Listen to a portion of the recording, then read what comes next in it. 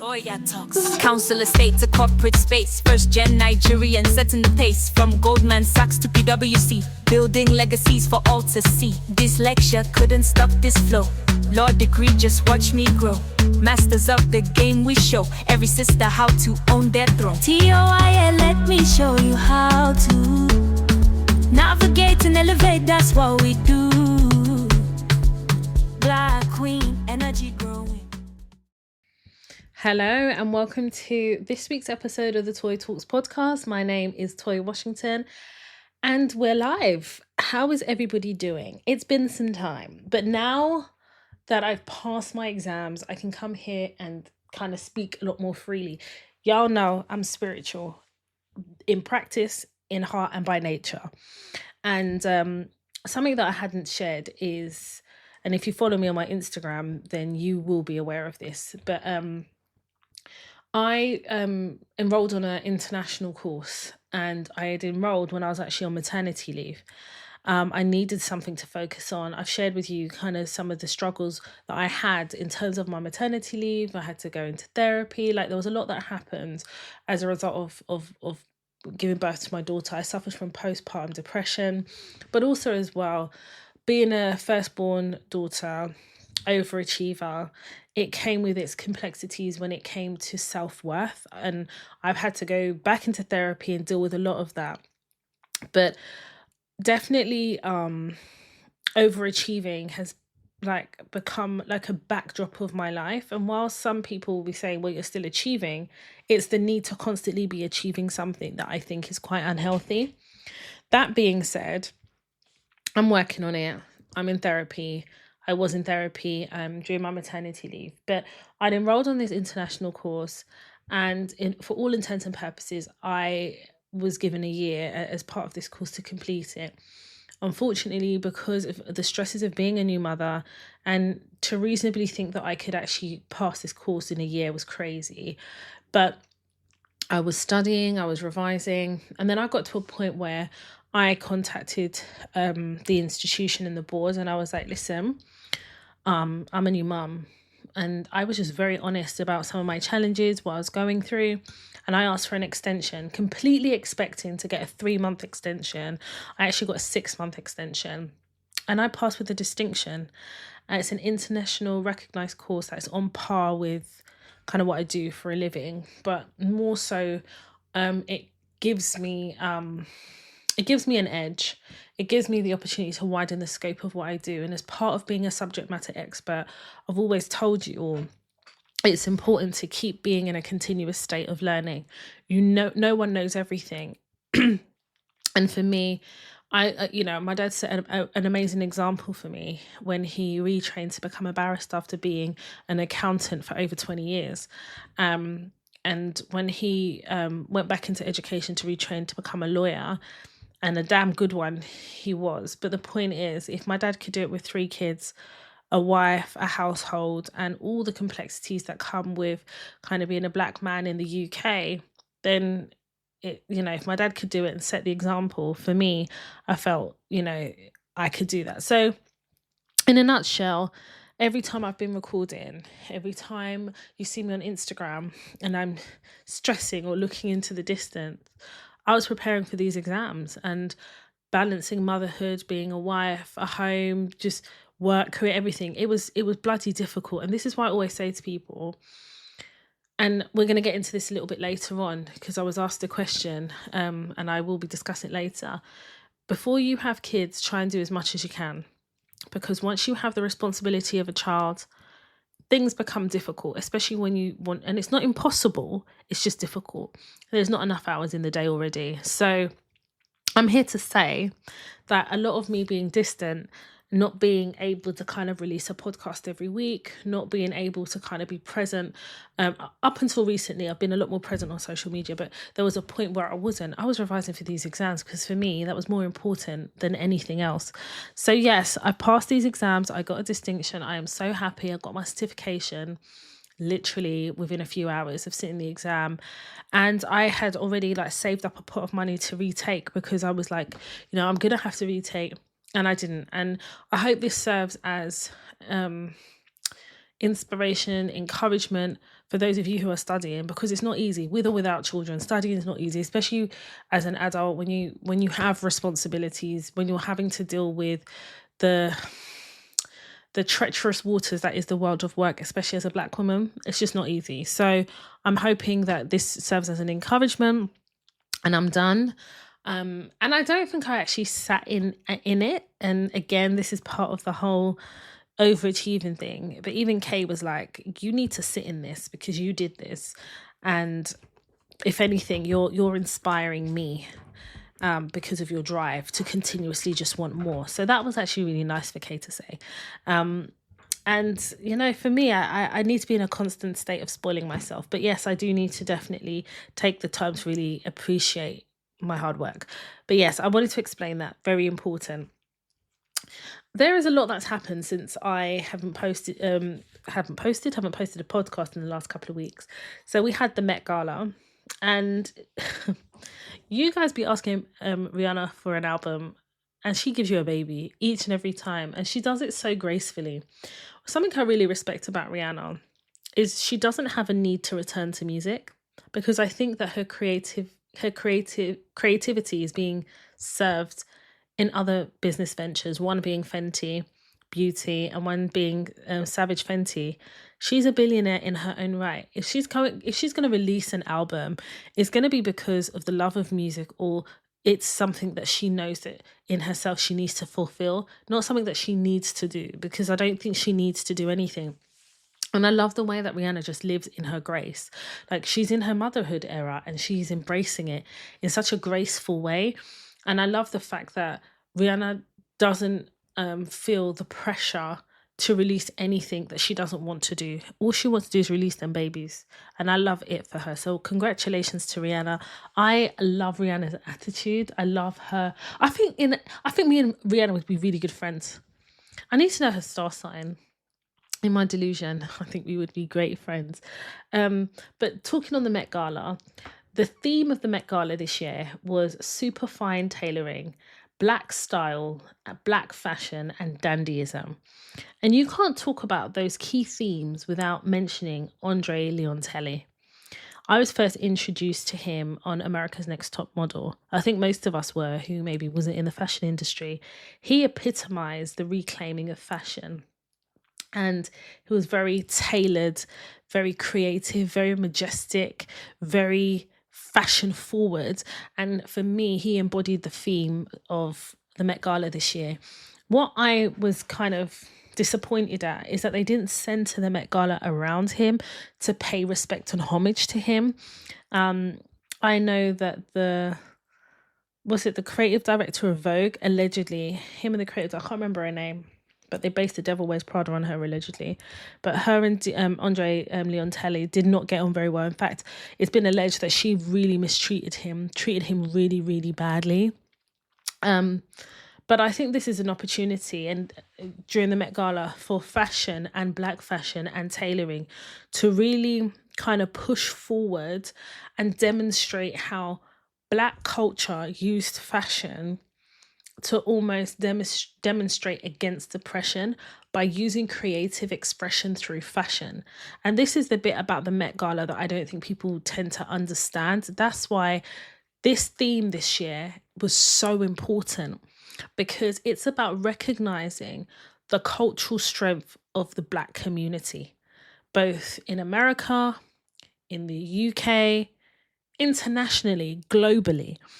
And all the Black celebrities showed up and showed out. And those who really understood fashion did pay homage to Andre Leontelli.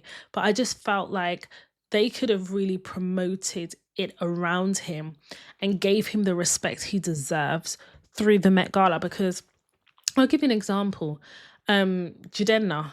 Anyone who knows Jidenna, the musician, will understand that the theme this year of the Met Gala is so him, the dandyism of it all. Yet he wasn't invited. And this is the problem I have when you have white people, non-Black people, on the marketing and creative development of themes, things that are centered within Black culture. It will never be reminiscent of what the core of Black culture is.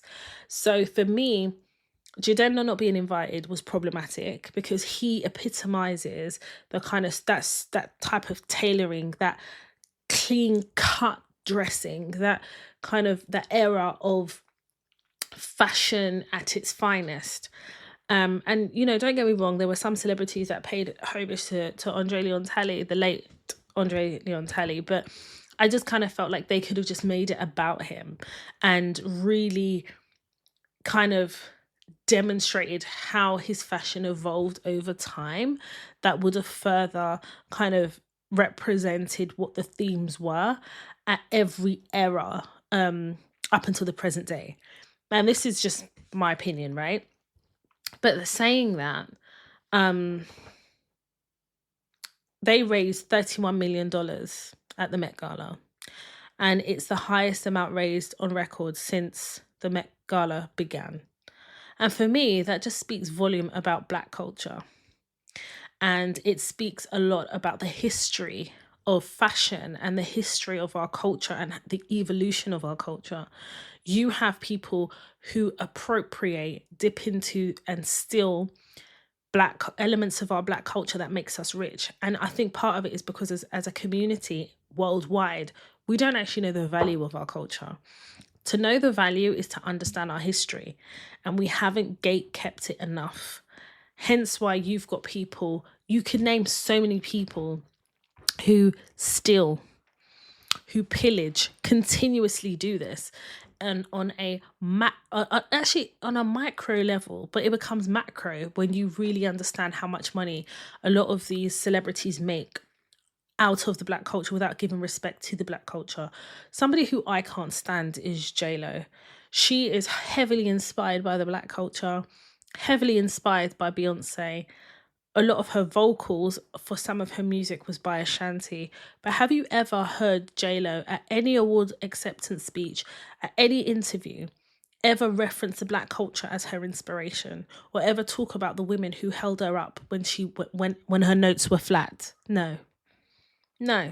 But that to me epitomizes how disrespected our culture is and how misunderstood our history is. And I think that if as a community we gatekept and protected our culture more, then other cultures and other institutions would have more respect.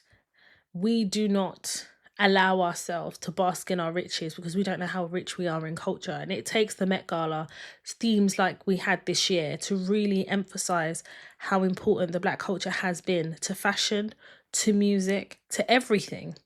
In fact, we're often imitated, but we can never be duplicated. We are the original. Most recently in the UK, the Supreme Court provided a definition of a biological woman. And I'm not gonna go into chapter and verse of kind of the verdict, if you like, but it's basically being born a woman. And it goes into the description of what being born a woman is. So for the purpose of this podcast, being born a woman with women body parts, you are born a biological woman.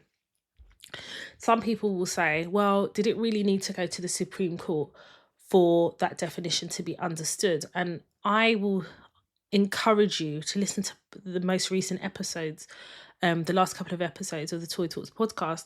And I spoke about the committed effort to erase biological women.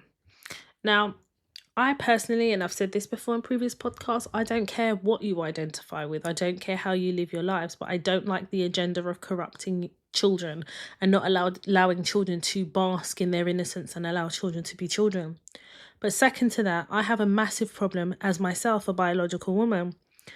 I have a problem with the committed erasure of biological women. There seems to be a commitment to want to be a woman, but not respect women who are born women. It's almost like there's a resentment that we were born women. And how dare we describe ourselves as biological women? Because it leaves out a community of people who have decided who they want to be women, and they should be included within the definition of a woman. I think the problem that we have in this country is the need to be PC to not offend. And I don't think identifying as a biological woman should be offensive to anybody who was not born a biological woman. And if you are offended, it's more, I think, personally about the fact that you resent women who are born biological women and feel ostracized from that definition because you were not born a biological woman. That's just my opinion. That going on to actually further emphasize this point, in the definition of biological woman, it was observed that the rights of the trans community should not be ignored. Like, people in the trans community have rights, they should be respected, they should not be persecuted, discriminated against because of how they identify. But this is very separate to the definition of a biological woman. And one of the reasons I always tell you guys that I will always speak on US politics is because to educate yourself and expose yourself to what's happening in the US is to also prepare yourself for what is going to happen here in the UK, because the UK it's not Great Britain. The UK, Britain is no longer great.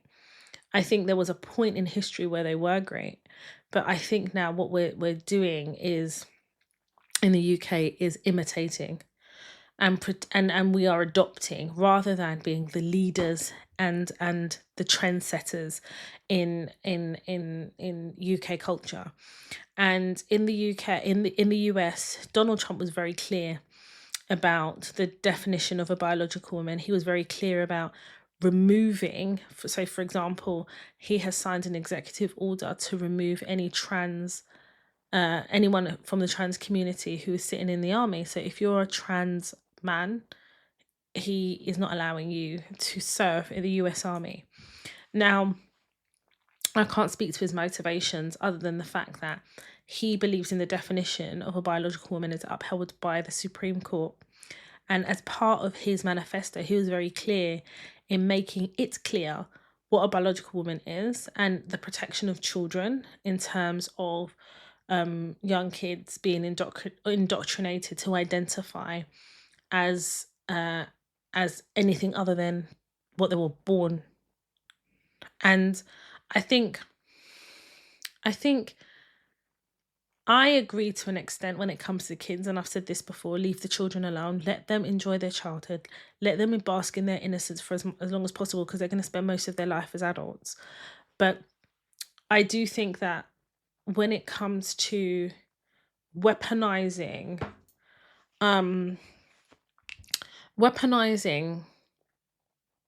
the identification of anything against biological women is also seen in the US. So I definitely understand part of Donald Trump's motivations, and I think it's important to recognize that we were always going to get to this point because of the committed erasure of biological women, the correction of actually being able to identify the offence and the aggro. And J.K. Rowling is very clear about that. And I really support J.K. Rowling's voice and her need and her wanting to use her voice to protect women. And I think it's really important that we recognise that it's not an attack. It's not a eradicate. It's not a condemn. It is standing up for women who were born women, who identify as women and want to live our life without having to justify our existence. Moving on. And before I get into His Excellency, Captain Ibrahim Traoré, which I did speak about a few weeks ago. Listen, I'm very forward thinking. I spoke about Burkina Faso. I gave you guys like a high level understanding and an overview of what's happening, why it's happening, the brief history. And I'm hoping that you really truly listened to that episode and really understood why it was important for me to discuss that on here. One, being African, being a proud African woman, but also understanding the history of how Africa is rich in natural resources but very poor. It's important to understand how colonialism plays a huge role in how poor Africa is as a continent. and individual countries having to serve the West to survive when they don't need the West to survive. And I think those things are really, really important. And it's important that I raise it here, because unless we're willing to have open and honest conversation, there's no way for us to educate ourselves and be able to be at the forefront of what is happening now in Africa. The change is coming. And for me, Ibrahim Traoré, His Excellency, Captain Ibrahim Traoré, is a face of change for Africa. But we'll get into that in a little while. So I have a question to ask you all. The current Prime Minister and leader of the Labour Party, Keir Starmer, is he pandering to the right wing? Is he pandering to them? Today he announced an immigration overhaul, which will reform immigration. And he has gone on record as saying that there will be an additional requirement to speak English as part of like immigration controls here in the UK. He's also spoken about the reform to international workers, specifically, care workers, for example. A lot of care workers are from international countries, and there's certain immigration requirements that they would need to have to come here and satisfy. But most care workers, for example, get their staff internationally. Now, if you reform immigration and you provide this massive overhaul and make it harder to recruit internationally, what do you think is going to happen to those roles? They will become vacant. Nobody will fill them. And we live in benefit Britain, where they'll tell us to go back to where we came from, but are unwilling to take up the jobs that are open to them. We're living in a hypocritical society where the economy is built off the back of immigrants. Yet you're now saying to said immigrants, new immigrants, actually, we're going to set the bar really high, make it near impossible for you to come over here. Then we're going to have a black hole of staff where we will have a pool of vacancies that we cannot fill domestically. I remember somewhere where I had worked during COVID, and remember I had a couple of contracts running at the same time, and we needed some logistics drivers. And unfortunately, because of Brexit, we had no domestic logistics drivers. And we'd made it hard for them. So they'd gone home. They were like, well, do you know that because of this massive shortage in logistics truck drivers, we then had to run a campaign. Those logistic drivers were like, fine, we'll come here and do your logistics and drive your vans and drive your trucks. But this is how much it's going to cost you. And the company I work for paid through the nose. They fast-tracked their immigration requirement things that they had to do. And they were working for a lot of money because ultimately you've sent them home. And now they know there's a desperate need for them. Your negotiation leverage is eroded. And who has the upper hand? It's the truck drivers who, fine, will go back to wherever, their country of origin is. And will find work. But obviously money is to be made here in the UK. And for those truck drivers in that company I was working for, they were like, listen, these are our terms. We had to contract. Because there was a desperate need. It was during a pandemic, a medical crisis. We had no choice. And that to me signified where we are in the UK. We had no UK truck drivers, definitely not to the scale in which we needed. We had to go abroad. I think that Brexit was the single biggest massive mistake that removed the great in Great Britain, that once was Great Britain. And I think that it's important to understand that we exist in a society where, in my opinion, immigrants are not respected for what they have always brought to the economy and to society. And when we are made to feel like we do not belong, if we were to return home, those people who tell us that we don't belong themselves because they're unwilling to give to their country what their country needs. So I'm going to leave that one. I think the issue, I have with Keir Starmer is I definitely believe that he operates as a Labour leader, but his ideologies and the way he runs the Labour Party is very conservative. in a way that I just think, are you cosplaying a Labour leader here? I don't sit here and ever think that running a country is easy, but I definitely think it shouldn't be Keir Starmer. There were local by-elections that happened recently, and Reform UK basically took the Conservative seats. Now, Keir Starmer went on record to say that he's not surprised at the outcome of the by-elections, that it's to be expected, and he completely understands why the voters voted the way they did. But I couldn't help but feel that Keir Starmer was very arrogant in his response. Does he not realise that the by-election is almost like a test ground as to how good or how bad the Labour Party are operating and doing in running the country?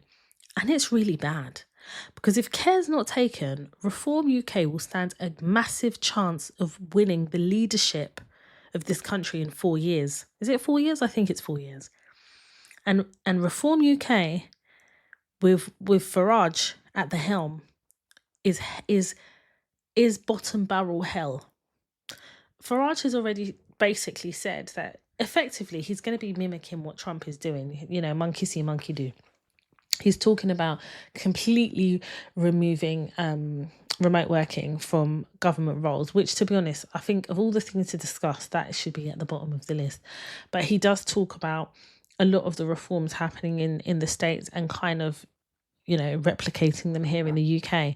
This country is not set up the way the US is. I just want to say this country is not set up that way.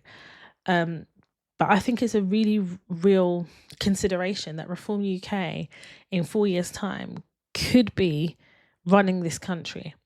And Farage is in my opinion, a very problematic, and the people that follow him are very problematic. It's giving very much Trump mega vibes. And honestly, in a country that is so diverse, I think that Farage at the helm, Reform UK running this country, it will make this country intolerable. I think at that point, people will voluntarily be wanting to leave and go to any other country than here at a rate that will be diabolical for the economy. So, Keir Starmer, I hope that you just, upon reflection, sit back and really think about your arrogance here, because it's not about you. It's about how well, or how bad in your case, the Labour Party are leading this country. You're not doing a good job. You can't overhaul the benefit system and overhaul it in such a way that these people can't get jobs. And I'm not saying that being on benefits is the answer, but what I am saying is tightening the ropes of the benefit system doesn't actually help the economy, because you're not helping these people get back into jobs. For example, I know that they've cut money and funding. So if you get a job, you've been on benefits for a while and you get a job, there is no money that they will be able to give you to at least follow you through for the first month so you can get your travel card and stuff like that, pending your pay after a month. That doesn't exist. So my question is, where are people getting the money to be able to go to this new job? So you can't afford to get to the job because you've been on benefits. So you'd either have to save the benefits, which is peanuts. And even then, if you can't save, but you have this job, how are you supposed to get to the job if you've got no money? Like, this is what I mean about overhaul and reform that's not practical. Like, when you talk about supporting people to get into jobs, when they get the jobs, they can't get to the jobs because they can't afford it. And mind you, the cost of transportation is diabolical. Absolutely diabolical. So they can't afford that. They can't afford any clothes to wear to this job, because they've been on benefits. The benefit doesn't stretch enough for them. So how are you actually reforming or overhauling the benefit system that supports people back into jobs? Because the current state of it ain't good. It ain't great. And whilst Keir Starmer sees it as checks and balances on an Excel spreadsheet, who's paying the price for this? It's the individuals that live as citizens in this country. And I'm not joking. I'm really starting to feel like the UK resents its citizens, because you hinder success. You cap success at 100,000. That's a capping of success. Because over 100,000, then where the percentage of tax, I've discussed this before, is crazy. The amount of tax we pay in this country versus what we get out of this country is not great. You've got the NHS system, which is completely broken. Then you're paying double for private healthcare. Then they talk about child tax credits.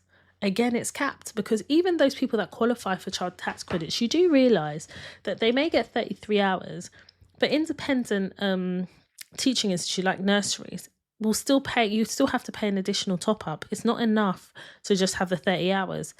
Like, these nurseries, these kindergartens are allowed to add a top up that makes it more competitive when parents are applying for their children to go to this nursery or kindergarten. But people don't talk about that. They talk about salary sacrificing, but you get to a point where you sacrifice so much of your salary to be under 100k that it makes no sense anymore. It doesn't make any sense. So then you stop salary sacrificing, you take the hit of the 40 or 60% tax, whatever the fuck it is now, and then you're placed in a position where your success is capped at 100k. When you cap success, you cap people's ability to be great. And this is why I tell you there's no great in Great Britain. I recently had a conversation with someone, and this person basically said to me, I'd posted something on Instagram, and this person, and it was basically reflecting over the last, I'd say 10 years, but really it's probably more than that. It's probably about, I've been in my industry now for about 15 years. I keep saying 10 years, but I think it's because I almost hit the 10-year mark in terms of contracting. But actually, I've been in my industry for 15 years. And I don't know what it is about us as Black women when we downplay certain things. I don't know what that is. I know I'm very guilty of that, of downplaying certain things and not necessarily recognising where my flowers are, when actually I've given a lot to my career. But I also recognise that at certain points in my life, and I've shared like a lot of my struggles in earlier podcast episodes, that my career saved my life. Not because I love my career and I'm so in love with it, but it gave me routine, it gave me objective, it gave me focus, and it kept me company. Because loneliness was a big thing for me, if I'm really honest, especially because I had a really fractured relationship with my family, especially when my dad died. It was a very lonely, a very painful, and a very heart-wrenching time. Not just because I lost my dad, but because that protection from my narcissistic mother had gone. So I was fully vulnerable and fully exposed. I was the scapegoat. My brothers were, one of my brothers is the golden child, and he would trade places with my other brother. So they were basically the golden child at different times, but I was always the scapegoat. Now, I left home at 21, and I've always shared that was not an age to leave home. I was so young. I didn't know anything. I was just such a baby, fresh out of university, trying to figure out my place in the world. So, I had so many jobs. Like, I worked for Hackney Council at one point. I worked for Redbridge Council. I worked for various other local authorities. I'd worked for independent organisations that had no HR. I'd worked in so many places to get to where I am now. If I was to write on my CV everywhere I have worked, they'd stop after the 5th page. And I'm serious. I've worked in a lot of places.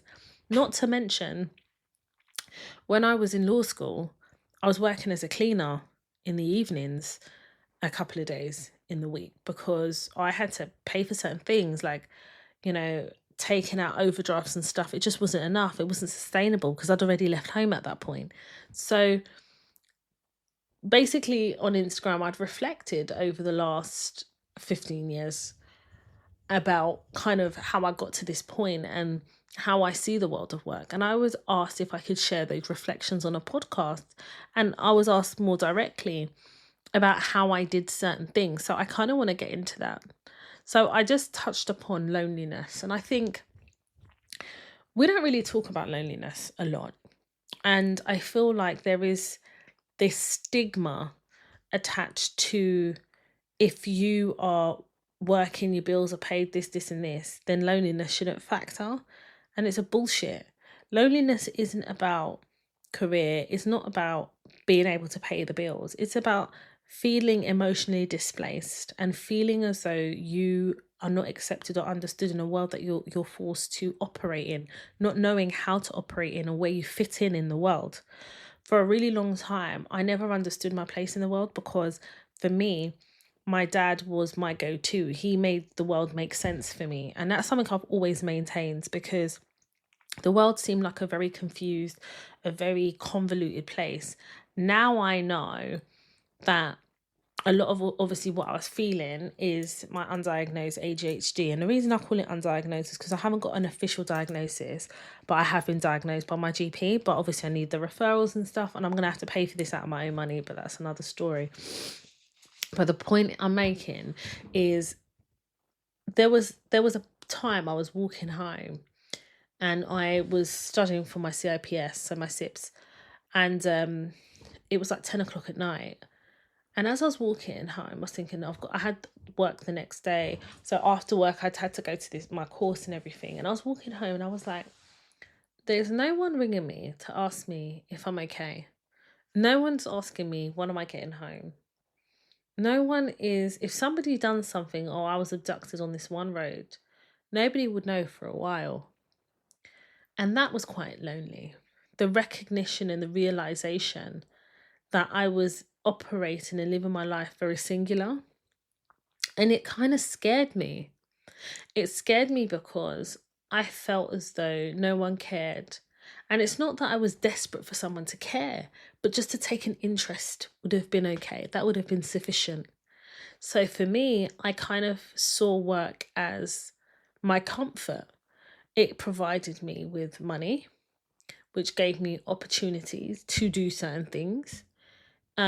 It gave me focus because now I started to look at my career from a more strategic standpoint, and I started to operate from a space of grace, as in grace for myself. And I had gotten my law degree, I'd done my master's, I'd done all of that. My SIPS was a top up for me of being able to be more of a specialized subject matter expert so that I gave myself opportunities to pivot wherever I wanted to. I wanted the freedom to choose. So for me, further education was that opportunity for me. I remember even passing my exams, I kind of never really celebrated because when you're lonely, you recognize that it's only you. Do you understand? So for me, it was like, even when I passed my driving test, I remember sharing it on Snapchat, and I had a lot of like people who followed me on Snapchat, and that became like my little community. And at the time, it felt so sad to admit it, but I'm actually really proud of it because I feel like social media gave to me what I did not have at the time. And it was escapism. It was when I was doing Snapchat, I was talking about the world of work and stuff. It was very organic for me to just talk about my day, what I'd gone through, what I was doing. And if I didn't post for a day, somebody would always message me and be like, "Oh, Toy, we haven't, and that's what I was lacking in real life. So for me, social media wasn't real life for me because real life would have been me saying, "Hey guys, as well as everything else I share, I just want to top up and tell you I'm lonely." I felt shame for feeling that lonely. That being said, I think I'd gone through so much in the world of work as well. So I always maintain that my biggest bully was my mum.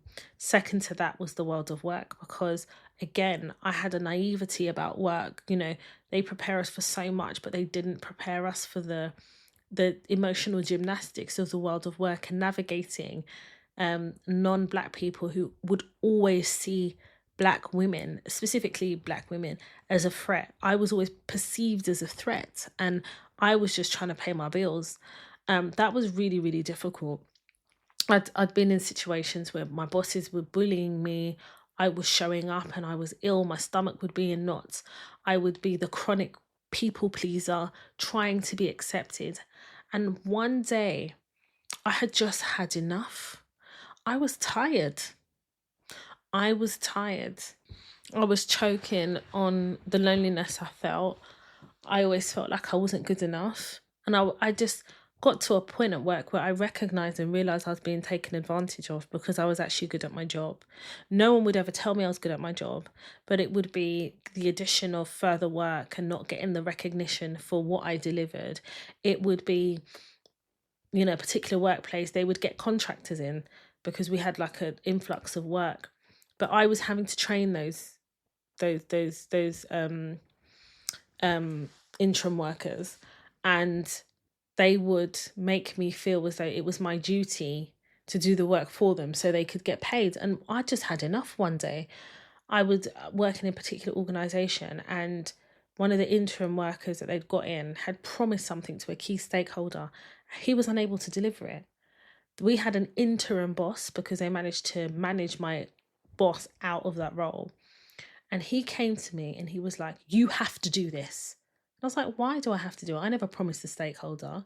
This guy did." He was like, "Well, I don't care. I'm telling you, so you do it." And I was like, "No, I'm not doing it."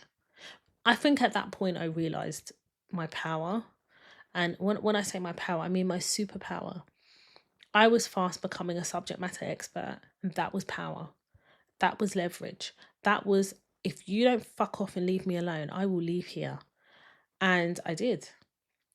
And they begged me to stay, and all the drama and the theatrics of it. But I think at that point I realized, and I think as Black women, there has to come a point where you have a limit to what you will accept. There has to be where, some people that will just continue to accept the disrespect. They will continue to accept, being treated as less than and being emotionally abused. But there has to come a line, and when it's crossed, and I think we all have a duty to ourselves to understand where that line sits. This is the line. And for me, it was crossed. When my boss shouted at me, it reminded me of my mum. Shouting at me for not doing what she wanted, for feeling as that my boss tried to bully me. I told you my biggest bully was my mum. Who the fuck do you think you are, sir? So I think once I knew what my superpower was, I think I became fearless. And I realized the more I grow, the more I'm a subject matter expert, the more I'm willing to open up myself to learning, the greater position I'll be in. And I get to choose. I'm the architect of my career. I get to decide my trajectory. No one else gets to do that. But I need to strategically understand how to maneuver and grow and move upwards. And I then obviously took another role. I then started working for a massive telecommunications company. And then it was literally a learning curve for me. I just was like a sponge, and I would learn everything, and I would, not everything, but you know what I mean? I'd learn the key things. Like I had my own business unit that I was designated to. I understood how to navigate people. I created the burn folder. I really understood the systems and the policies that I was working in. And it's like, we're going to get into systems and policies a little later. But for me, that was the turning point for me. And then I went into contracting, and the rest was history. People tend to think that at the time when I was like learning, growing and coming up, people tended to think, all right, you do law, you become a lawyer. And I think I've shared this before, but if I haven't, I'm sharing it now. I had about 6 months left of my training contract, and I was working on this big case, and the case disturbed my soul.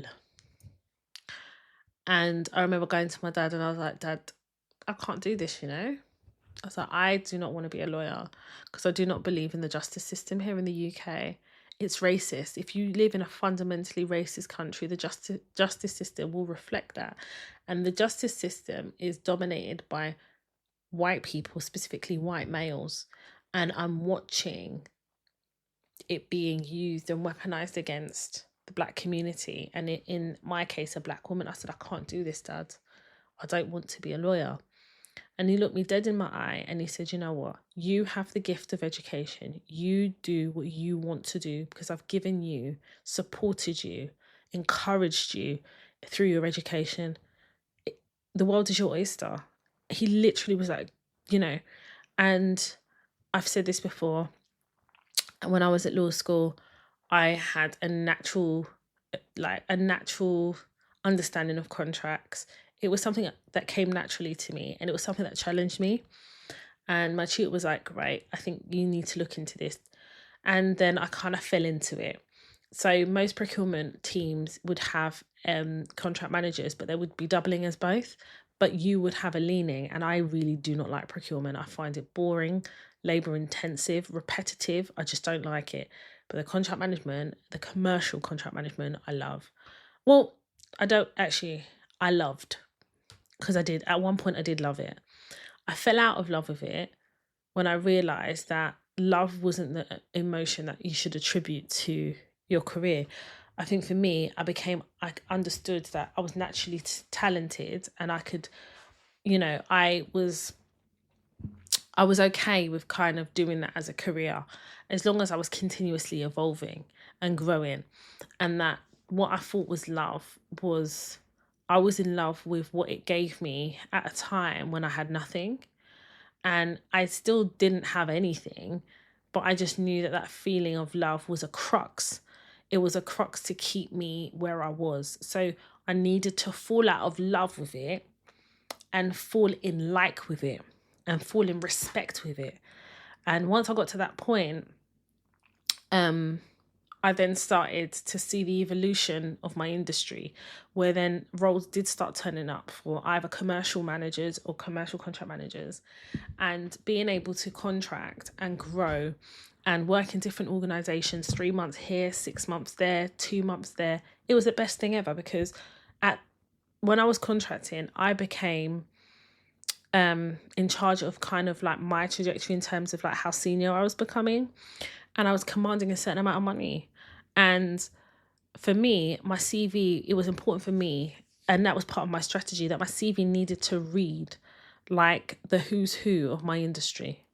And I would go into interviews and understand how to get roles. And this is why I did the interview masterclass, and I've spoken on here several times, and even on my TikTok, about interviews and how to manage them and how to navigate them and know what you're looking for and where your walk away point is. Where is the compromise? Is this an organization I want to work for? This line manager, are they a control freak, or is this the type of person that will allow me autonomy to do what I need to do while still support me? Is this a helicopter manager? Like, for those things became even more apparent as being important the more I was growing. But the question that I was asked is like, how did I manage to make that switch? And I don't think there was ever one given moment. I just attribute where I was in my life and how I was feeling to kind of understand the power of my career. And I think a lot of people fail to see the power in their career. And don't get it twisted, I have an episode called Walking in the Wilderness. It's one of my earlier episodes in the podcast life cycle. And I think you need to listen to it, because I walked in the wilderness for a really, really, really long time before I got to a point where I was like, all right, cool, I'm just going to like roll with this. And I always say you have to be in a continuous state of development, because if I wasn't, I would have been in the wrong field, because I would have gone towards more procurement. But because I was constantly reading up on stuff, I was kind of networking online, because I didn't like in-person networking. I was not like that. I just didn't like it. Being on the course that I did, you get to meet people. It's a form of networking in person. That was as far as I was willing to go with it. But also, well, we're in a technology, social media age where access is even more now than what it was when I was coming up. Does that make sense? I'm still not exactly where I want to be in my career, but where I want to be, as in where my utopia is, if you like, I'm on the trajectory of where I thought I'd be right now. Does that make sense? But I think upon reflection over the last 15 years, some of the biggest lessons I've learned is, I'm so glad I found my voice. I'm so glad I understood strategy. I'm so glad I trusted myself, because I feel like when I went through the emotion of loneliness, of feeling misunderstood, of feeling all those emotions, I felt like I couldn't trust myself. How could I trust my own decisions when my primary caregiver is basically questioning my ability to think for myself, or causing me to really question the foundation of who I am. How do you trust yourself? I couldn't trust myself, but what I could trust was my career. It never failed me. It gave me a lifeline. And I know it's kind of crazy to look at it like that, but that's the truth. So that's why for my career, I always have respect for it. And I went hard in just wanting some type of freedom. And for me, having choices gave me freedom. I'm a free spirit by nature. So being controlled doesn't work for me. I need to feel like I have autonomy to choose. Recently, I had spoken to my manager about what my career trajectory kind of looks like in terms of what I wanted to do that would add to my catalogue of experience. And I had said to him that I have all this experience spanning 15 years. I've worked in all these organizations, but there are certain experiences that I would like to add. And I told him this is specifically what I want to do. And he was like, yeah, we could do that. Like, I get those opportunities in the team. I'll give that to you. So then obviously understanding strategy and how to navigate, I tied that into my objectives because it held him accountable for providing those opportunities that would give me the opportunity to then deliver on that objective. Does that make sense? So when we had a follow-up meeting post objective setting, he was like, yep, 100% Toya, da da da. That was many months ago. And it hasn't happened. And I'm not angry. Toya in her 20s would have been pissed. I'm not angry. And I'm not angry because you are the architect of your career. I have a podcast called that. You are the architect. As far as I'm concerned, the success of my career doesn't begin and end with my manager. I'm sorry, but it doesn't. Just because you manage me doesn't mean that you hold the key to my future. You don't. The ancestors hold the key. It's my future. I'm walking in the present. So I already decided, if I don't get those opportunities, I'm not going to sweat it. You are going to give me my bonus though, because if you ain't done what you need to do for me to get the objective, that's on you. On the list of objectives, I've met every single one of them. So this one that we haven't met, and it will reoccur in every objective setting until he recognizes that that's something he has to do. But my decision has been, given the fact that he's not presented those opportunities to me that have arisen in the team, because again, I have been told he has said certain things that I know those opportunities are there. He's just not willing to give it to me. And I already decided I'm quite happy to look elsewhere. Like, I'm one of those people. I will never tie my identity to any job. My identity stands independent. And I'll look internally for other opportunities. I'm willing to do that. 100%. I've already started. But I had to also ask myself, why? Why is it you not giving me these opportunities? And I'll tell you why. Because I'm a mum. Some of you are like, what? There is a stereotype about being a mum, about time. And we don't have a lot of time. But what we do great as mothers is utilize the time we have to do what we need to do. And I have, I have really gone leaps and bounds in my career before I had my daughter. Having my daughter, no one knew I was contracting. I had, 2 or 3 contracts running at the same time. No one even knew I was pregnant.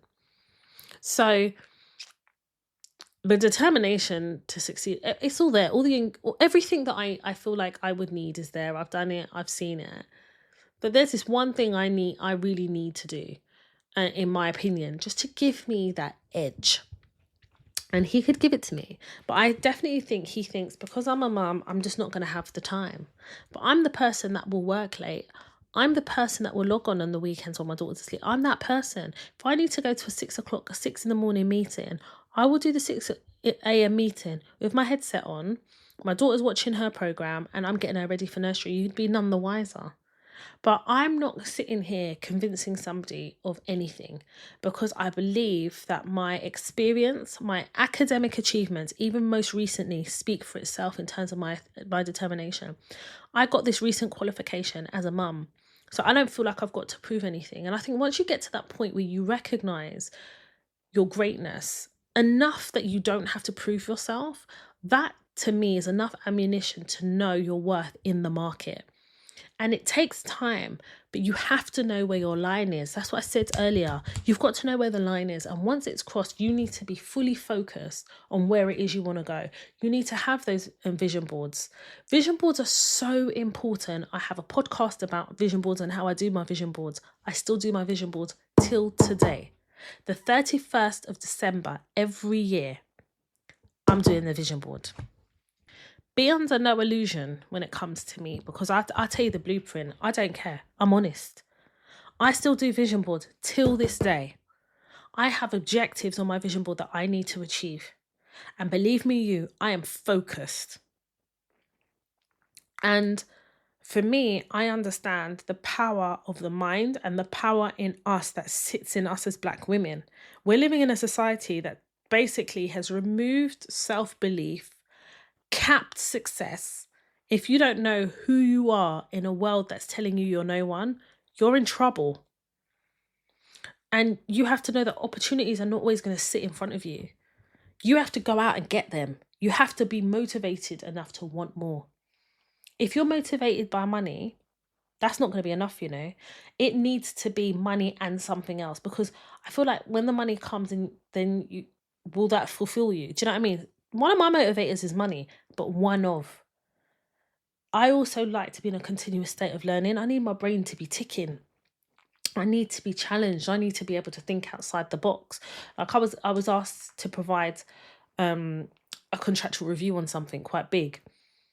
And because I've done this course, because of my 15-year experience and because of everything I'm learning on the job, I was able to ask certain questions, boom, boom, boom, boom, boom, connect the dots, speak to this, ask for advice here, do this, do this, do this, do this.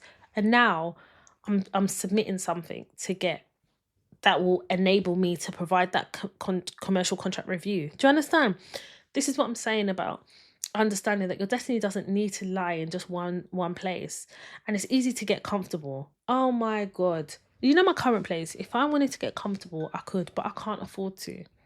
Because getting comfortable will find you the first on the list for redundancy. Getting too comfortable will have you out of a job because you won't even see it coming. You won't even understand what's happening until they hit you with a email, CC and HR and your manager. Sorry, we need to discuss with you, Toya, putting you on notice. I don't want that for myself. So I have to always allow myself to be in a continuous state of growth, learning, understanding what's happening in my industry. My contacts are still there. I get called all the time. Even still till now, I got presented with an opportunity to go back into contracting. That would have been very lucrative. But for what I'm trying to attain, contracting ain't it for me right now.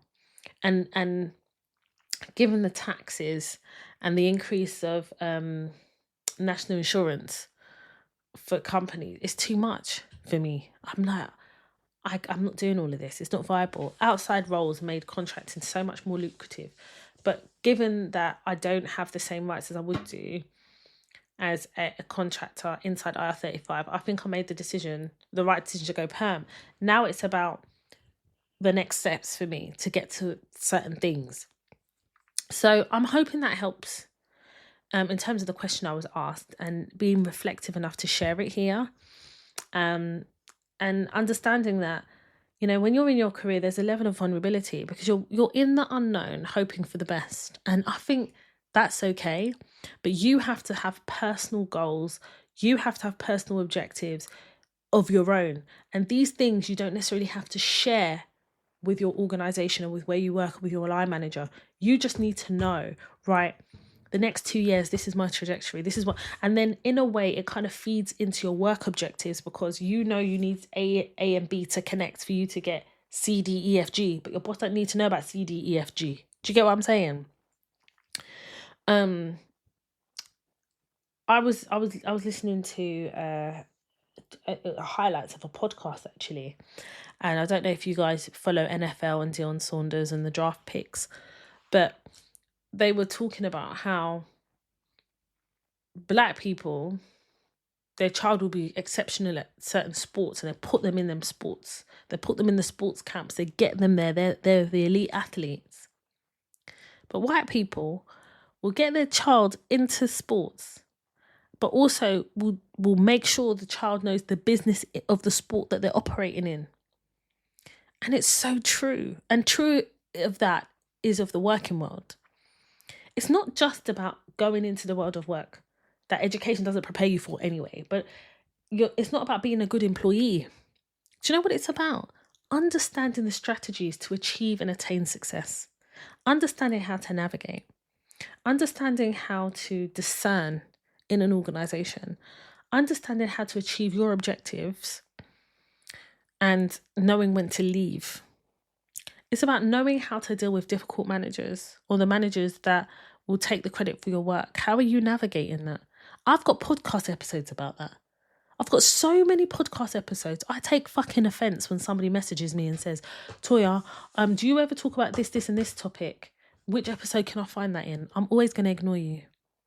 Always. Because if I take the time to do the work, the research, and I take the time to record, edit, and pour into an episode, you're not going to labor me to then go through every episode so I can find what you want. That's your job.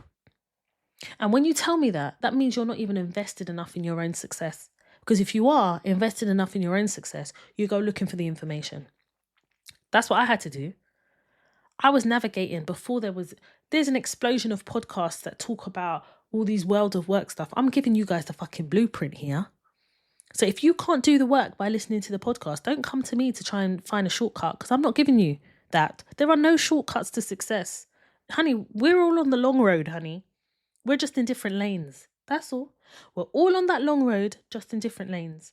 And I'm sitting here telling you, as a successful black woman, I still have successes to achieve. I'm not where I need to be, right? I'm telling you right now, I've got shit to do. Honestly. I'm busy trying to figure out, how do I close the gap here? How do I navigate here? It's really important that you start taking your career seriously. You start taking your life seriously. Because let me tell you, they're increasing the age in the UK of retirement. So we're going to work until we're dying. We're going to work till we're dead. Yeah. Forget enjoying retirement. You probably enjoy a couple of years of your retirement, maybe 2-3 years. You'll be dead. Because if they increase retirement age and it keeps on increasing, this country disrespects the elderly on a mad scale. So the fact that, for example, I had a guy and he dropped off my Sainsbury's shopping, right? And he dropped the stuff, and as he was dropping it, my husband Kay, went to go and help him, and his foot was hurting him and everything. And whenever I get a delivery guy, I always offer them water or whatever. I always do it. Electricians, anyone that comes to my house that is a labourer, or anyone who is a delivery person, I will offer them something, because I know how hard it is, and I know you're on the clock. God knows the conditions you're working in, especially in this socio-economic climate. I'm offering you something, honey. You want to use my toilet? You want to drink? You don't seem crazy. My spirit agrees with you. I'm going to do that shit. But this guy was complaining that his feet were hurting him, that how he has to wear these like metal cap shoes, because he's obviously a Sainsbury's delivery driver. That's part of their uniform. And he was saying to my husband, he was like, I've come out of retirement to come back into work, and I've had to take up this job. This is not, the job I retired from, but I've had to take on this job because we don't earn enough in our retirement for me to fully retire. My wife has had to come back off work, so I couldn't believe. I literally had to hold myself with tears coming down my eyes. This is the world in which we live in. So you need to switch your brain on. You need to get busy. You need to have a better relationship with money. And it's difficult to have a good relationship with money in the current socio-economic climate. And I'm not going to lie, it's hard, because even the money you're saving, you're even hoping that you never have to use it in the present, because in the future, you still need that money. Do you know they tax your pension? So whilst you think, all right, I'm going to make this salary sacrifice, I don't have to pay tax on it. Okay, you don't have to pay tax on it, but when you need it the most, when you retire, you're going to have to pay tax on it. So that's like delayed tax. It's bullshit. Absolute bullshit. This country, the economy, the tax system, the functionality of this country is disgusting. And I've been paying into this system since I was 15 years old, since I could work. When I got my NI card, that's when I started working. That's when, actually, do you know what? I didn't even get my NI card. It was 2 weeks before I got my NI card. I was doing the pizza round. You know where you put the pizza leaflets in? Then I got my card and I was official then. 15 years old I've been working. I've been in my industry for 15 years. Do you know how mad that is? That there's not enough in my pension right now. I've got a healthy pension, but it's not enough to sustain me if I was to retire at what? I don't know what the pension age is here in the UK now because it's gone up. So is it 67, 68? Bloody hell. By next year it'll be 85. I don't fucking know. But the point is, if I continue paying into my pension until I was like 60 something, there still wouldn't be enough for me to survive on if I live for another 20 years. That's fucking crazy, isn't it? Because even with your investments, to take out the money, capital gains tax, they're still considered an income. You'll be taxed through the nose. Stamp duty when you buy a property. What does stamp duty actually go to? What does it do? But then you've got the kings and queens of this UK that we pay to be kings and queens. I didn't fucking ask them to be. What are you doing for me? What have you done for me lately? Do, do, do, do, do. Ooh, yeah. What is going on in this country? The UK ain't it. I've got to be honest. The UK ain't it. And if it wasn't for that orange bandit called Trump, I'm an American babe. I'm telling you, in a past life, I lived in America. Honestly. I've got so many people that live in America that message me all the time. Toya, you need to live here. But you lot gun crime. You guys access to guns. Me not like it though. Look at me mixing my patois and my Nigerian accent. Me not like it. I can't do it. So I'm just trying to figure it out. I think we're all trying to figure it out. But yeah. Those who have ears, let them hear. You know the saying, if you don't hear, you feel. We are all suffering in this socio-economic crisis. We're all feeling the pinch. From people on low rate incomes to those in the higher 2%, is it 3%? We're feeling the crunch. How can plantain be £2 or is it £2.50? What the fuck? That plantain looks like it is pissed off itself. That plantain inside is so soft, you will fry it, all the oil will just be inside. Nonsense. Yam that's looking like a tree shrub will be £3. What's going on? Tolly boy rice. When I need rice, I just close my eyes and pay for the thing. Come and need it. £160 I spent on a food shop the other day in Sainsbury's. I had 2 bags of food. What was in the 2 bags? That's £160. I don't understand. My daughter's nursery fees. We don't qualify for child tax credit. My daughter's school nursery fees is more than our mortgage and has risen and is set to rise again. Try and not give me that bonus. Don't play with me, sir. I even said to my boss, my daughter's school fees are increasing, so my salary needs to increase. I said it in a team meeting. They're all laughing because he was talking like he's trying to back out of giving us the maximum. Nah, it's not me, I will call your ass out. That's what, when you set your objectives, you have to really tie it to them. You understand? If they're not giving you opportunities, how are you going to deliver? This man, anyway, long story, how my boss found out I was doing this qualification and he didn't find out from me. It was so fucking annoying. Anyway, he then put it in my objectives. Maybe he thought I wasn't going to achieve it. He needs to check my resume because I don't know. I don't understand. We're ticking that off the list because I fucking achieved that, mate. Anyway, can we really just give His Excellency Ibrahim Traoré, Captain Ibrahim Traoré, the current president of Burkina Faso. This man is setting a standard. And there's so many lessons to learn. This man is giving us a history lesson in decolonisation.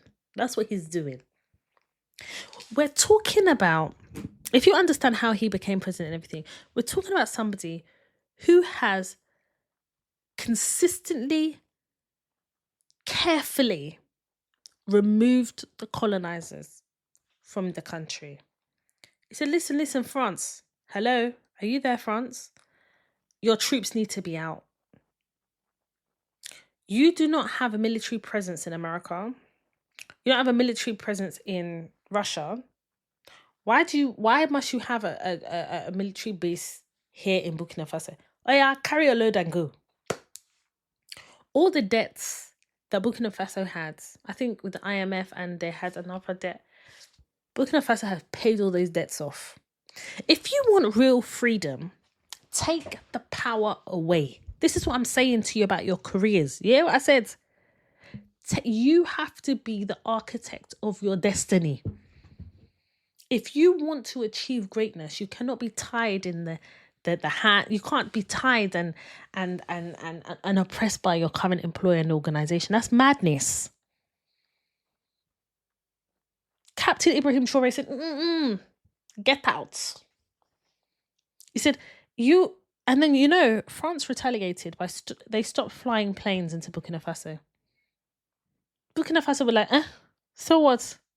Stay where you are, we don't need you. And actually, all those that are digging our natural resources, gold and whatever, get out, because you have not been paying us. You haven't been paying the fee. You're just coming here to dig and take back. Go. Then Macron, the prime minister or president of France, he had a scathing speech, and he said that Africa needs France and how are they going to survive and everything. Burkina Faso was like, watch. Do you know that Burkina Faso have developed their own electronic cars? Working on their infrastructure, using the young people and the talents in their country, engineers. The alliance they have built with Russia. If you saw this weekend how Russia welcomed Captain Ibrahim Traoré and his party and his delegates to Russia to celebrate VE celebration. If you see the way Putin was looking at Captain Traoré, the respect level was mad. I've never seen that level of respect for an African leader, like that genuine respect. And I'm going to tell you something. Russia never colonized Africa, They have never colonized Africa. Go and do your findings. But Burkina Faso understand they have to align with Russia. And every relationship is give and take at the end of the day. So obviously Russia is going to want access to Burkina Faso's gold at a tariff, at a rate that is acceptable to Burkina Faso. And Burkina Faso needs protection. They have made attempts on Captain Traoré's life. They did it to Gaddafi. They did it to Thomas Sankara. The list is endless. Any African leader who is wanting to liberate Africa and the countries within Africa have always found themselves dead. Suspicious circumstances. The West. Allegedly. I have to say allegedly, but we know what it is. Africa is rich, but is poor at the same time. But certain countries within Africa can never be free under oppression. The colonizers say, people seem to think, okay, there's no slave trade, people are free. No, they're not. It's not true freedom, true respect. Macron showed his discontent for Africa as a continent. He showed his discontent. How dare these Africans, these countries within Africa, liberate themselves from us? They need us. But you'll be telling us we're so poor.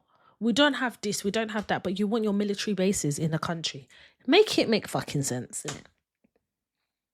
If you saw how Traoré can speak different languages, or if you hear this man talking with authority, but he is so humble. Burkina Faso, please protect Captain Traoré at all costs. He is the face of freedom for Africa. The face. And you can see the other countries within Africa, and we spoke about the Sahel Agreement, and we spoke about, why it happened and everything. But you can see, even Mali has even told them, France and your military base, oh yeah, be out. Yeah.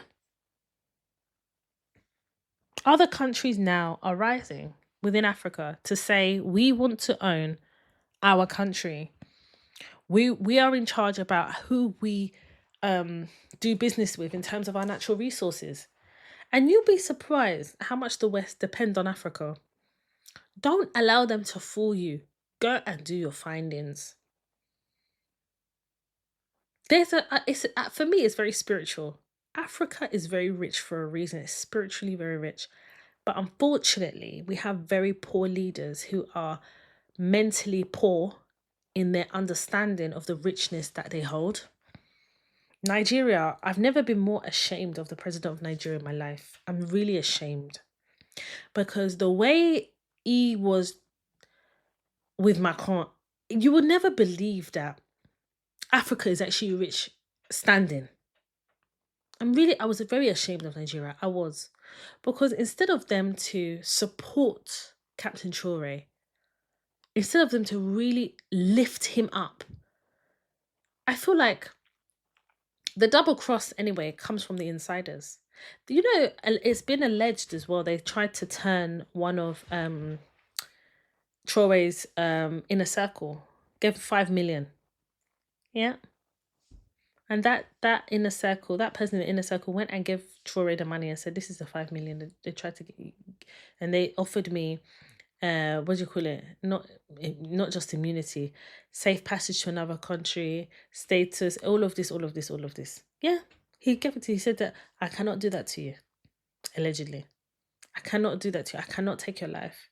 You're my brother. There's no amount of money that's going to cause me to double cross you. They also caught somebody in the inner circle who was a double agent. Listen, there's a lot of things they don't report.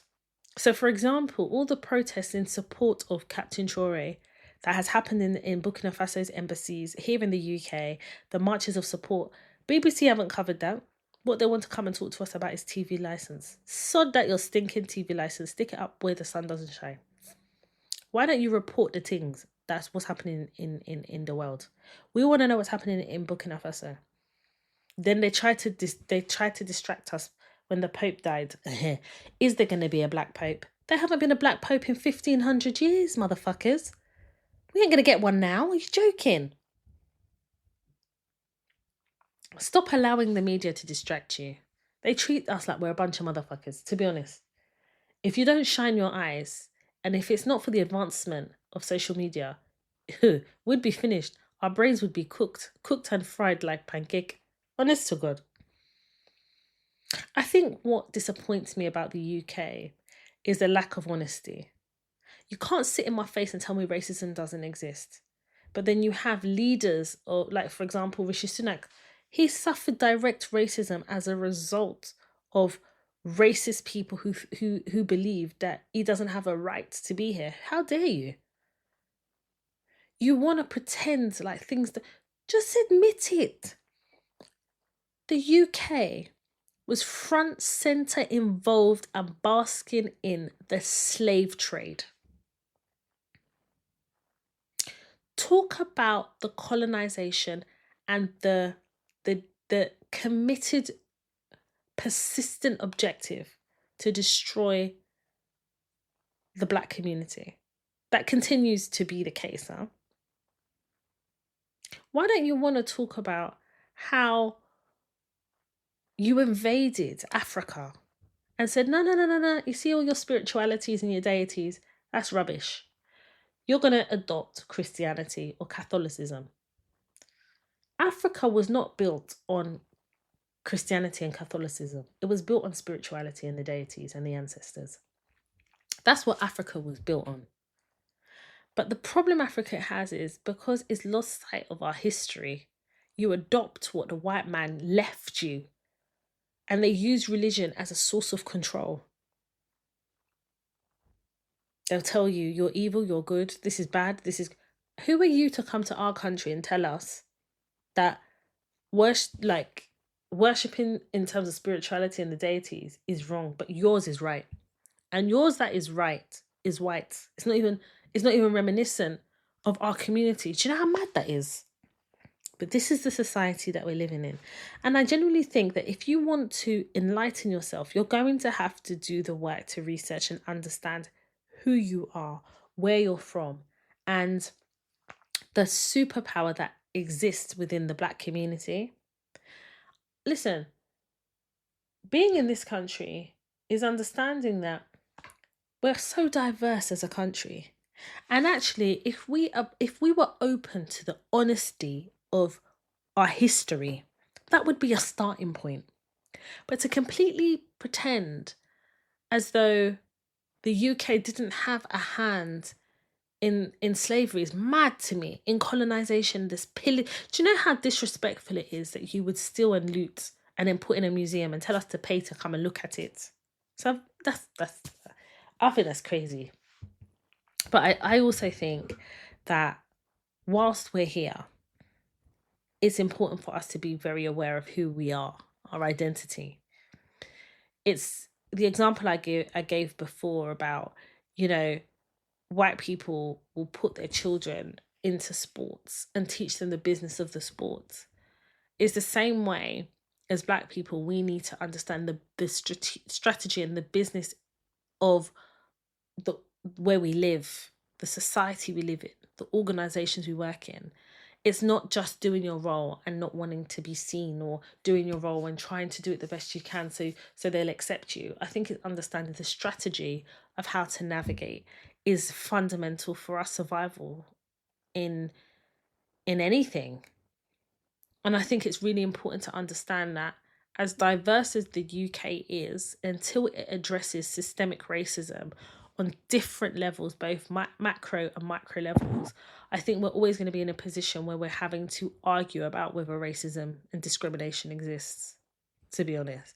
And it's really disappointing because I feel like the UK is such a melting pot for diversity.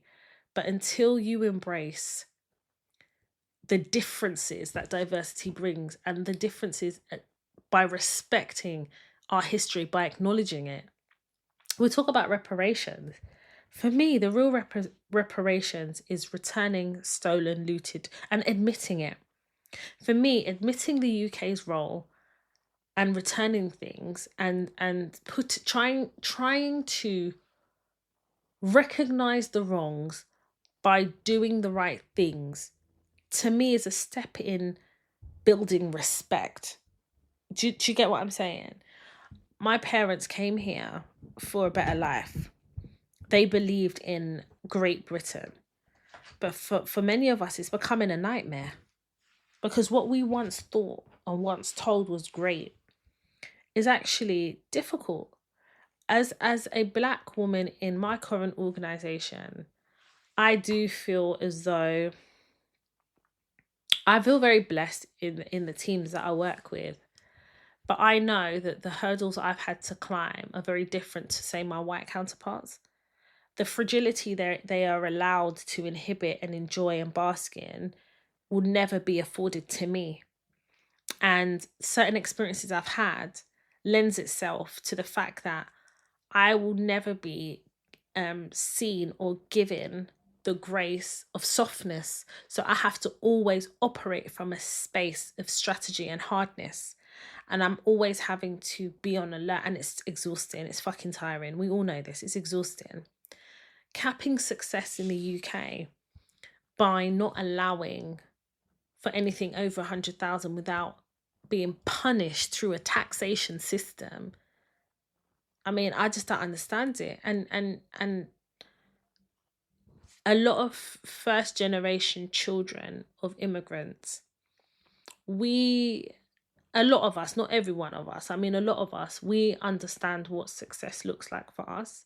So the drive, the constant building on education, the constant is part of that drive towards success.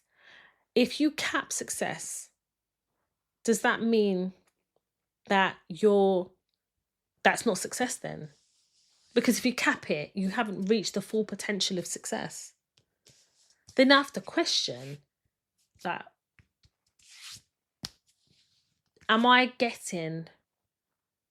Is it reciprocal? What I'm putting into the system, is it reciprocated? Am I getting something? So they call it reciprocity. You put into a system, you sow the seeds into a system. You want to enjoy the benefits of what you've sowed into a system. But instead you're being punished for wanting more out of a system that you're continuously feeding into. The system is broken. Oh, that's enough food for thought. I was going to discuss the recent Piers Morgan interview, but maybe I'll leave that to next week. I am planning to record next week, by the way. So maybe I will leave my evaluation of that Piers Morgan interview that included Lily Gaddis. And we can talk about that next week. But I hope this episode is timely for you. I hope that you're able to pick what you need from it. I hope that the podcast continues to serve you, to support you, to open your eyes, to enlighten you, to show you the paths of success, or allow you to evaluate what you define as success and create a path of attaining that success. I don't want to seem like doom and gloom about the UK, but I have to talk about what has changed within the UK that makes it very difficult to operate at our optimal level of success. And like our parents, they came over here. We're not stuck here. Mobility is accessible. You don't have to stay here. And I think that's something that I do want to touch on in future episodes. Our ability to have mobility, not feeling as though our success is capped, but our mobility isn't capped. And I think we need to be open to exploring what the possibilities are outside of the UK, especially because our parents left their family, what they knew, their upbringing, and they came and started again. But at what point did we stop doing that? At what point was we discouraged from seeking success elsewhere? Like, are we in a system that wants to keep us still and doesn't allow us to really kind of consider the possibilities of what honey could taste like outside of the UK? That's something that we should discuss, If you want to follow me on social media, I'm very active on my personal Instagram, which is Toya_Washington. I do have a Toy Talks Instagram page. It's Toya_Talks. I am also active on TikTok, Toya Washington, all one word. If you have a dilemma, life dilemma, I do have a couple of dilemmas in the mailbox, and I am planning to record an episode next week. So I will address your dilemmas that have come through anonymously. Please be clear in the subject box that it is a dilemma, so it's not overlooked or missed. That's really important. And be clear about what you want to gain out of the advice. What's your utopia? What's your target state, if you like, so that the advice that I give you could be it in support of that, while still being completely honest about whatever it is you are writing in about.